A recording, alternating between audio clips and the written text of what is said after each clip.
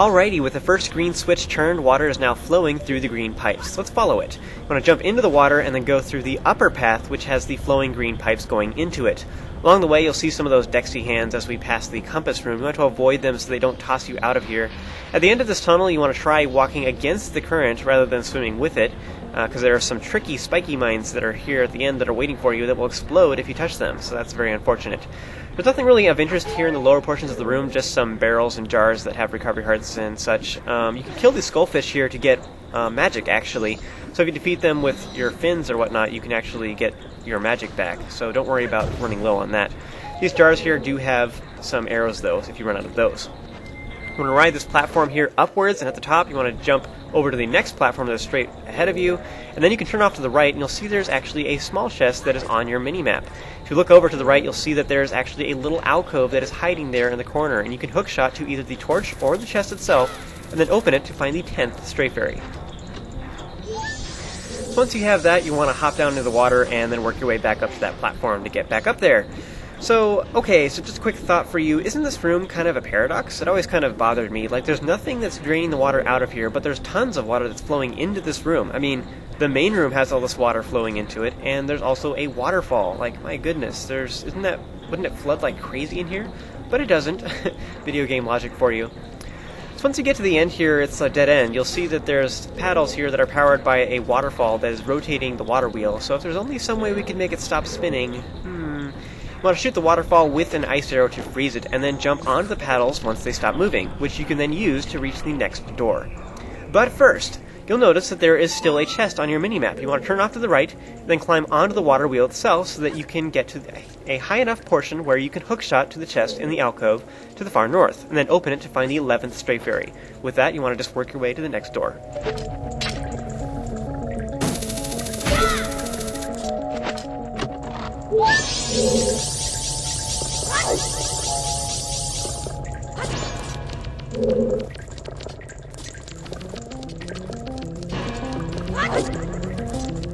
In this room, you want to immediately jump down, and you'll notice that underneath this first seesaw here, there's actually water underneath it. So sneaky. You want to sink down with the Zora mask, and then swim with A into the barrel underwater to break it, revealing the 12th Stray Fairy.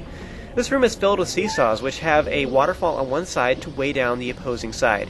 So you have to use both fire arrows and ice arrows to melt or freeze the waterfalls if you mess up. Now the goal is to use them to reach the green platform on the far west and use the giant switch.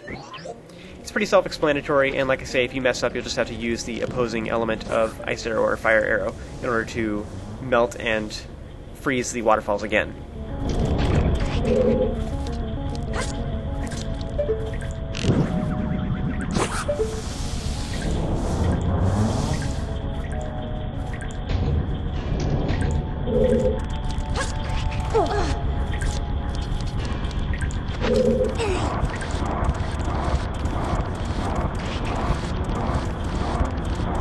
Before you jump down, notice that there is actually a suspicious real Bombchu that is on the pipes up here, almost like they expect us to walk over there. You want to kill it with something ranged and then walk along the pipe, and while wearing the Zora mask, you are actually tall enough to climb on top of the end of the pipe here. You want to go right and then drop down into this caged-in area found here and use your hookshot to latch onto the chest that is across the way, and then open it to find the 13th Stray Fairy.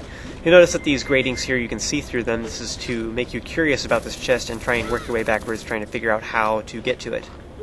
That's everything we had to do in this room. You can want to kill the yellow and green choo-choos to stock up on arrows and magic if you like, and then you can smash the crates in the corners to get some recovery hearts.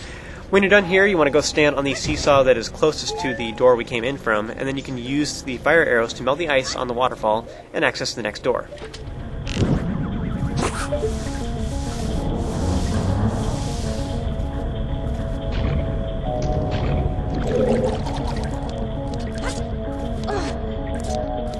So as you can see here, water is now flowing through the green pipes, which leads back into the room where we got the dungeon map. You want to jump down and swim out the exit and return to the main room. At long last, you want to go down and enter the bottom path, which now has the green pipes flowing into it.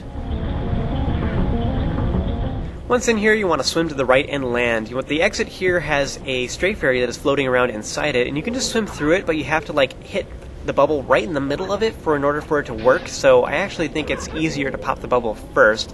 The disadvantage of this way is that the stray fairy starts floating around in a circle, but you just have to barely touch it for it to count. So, alternatively, you can also just stand on top of the green pipe and wear the Great Fairy's Mask to reel that stray fairy in, but that takes a little while.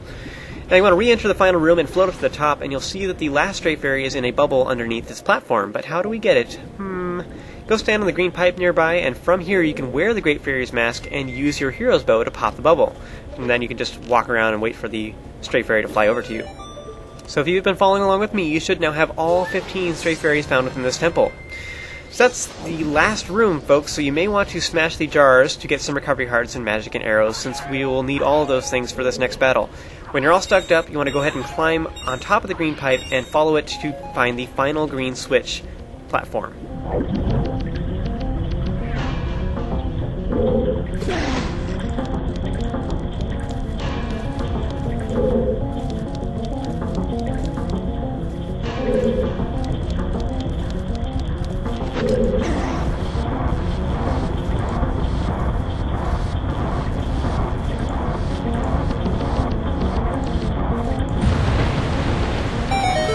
So here you just wait for the final geyser to be low enough for you to jump on, and then take it to get to the boss door. Okay, so that concludes this video, so join me for the next one, and I will show you guys how to defeat the boss of the Great Bay Temple. Dun dun dun.